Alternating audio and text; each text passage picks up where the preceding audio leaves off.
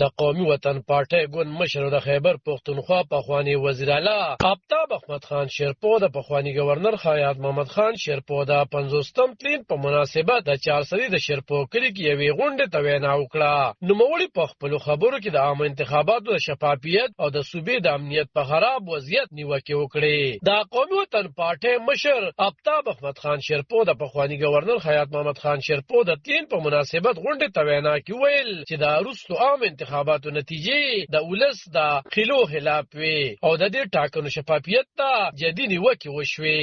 په دې ملک کې انتخابات شوي زمونږ خدا اندازه وا چې هغه نه پس په ملک کې سیاسي استحکام راشي او د عمل په مخ پروان روان شي. په ډېر افسوس سره وایم چې دغه الیکشن نور مزید سیاسی عدم استحکام په دې ملک پیدا کړ، په دې ملک افراطفری پیدا کړه او دا دې رومبني الیکشن نه دی نه مخکې الیکشن کې دا حال و.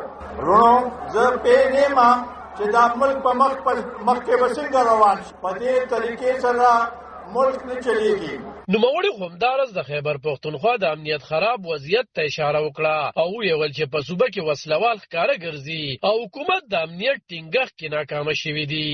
نن د دې صوبایي حکومت هغه چې دي احکامات چې دي هغه ریموټ کنټرول باندې د جیل نه احکامات کېږي او په هغې باندې دا حکومت کېږي. درېیم ځل دی چې دوی په حکومت کې رالل، لومړني ځل رالل هېڅ کار یې ونه کړ او په دویم ځل د هغې نه 2/3 اکثریت یې واخیسته. په دویم ځل د هغې نه خراب کارکردګي او دې ځل د هغې نه زیات اکثریت کې واخیسته شو. هغوی ته پروا نشته، دا عوام دا غریبانان او بېګارو مددګار دي. نن خو د هغوی یو مقصد دی چې بانی به د دې نه راوباسو. دې ملک کې کو هر څه کېږي، دې صوبې کې هر څه کېږي، د هغوی څه پرې پروا نشته. آفتاب شیرپو وویل چې د صوبې اوسني حکومت ولس د الله په رحم او کرم پرېښی او هیڅ فعاله پالیسي نه ده غوره کړې چې امنیتي وضعیت ښه کړي.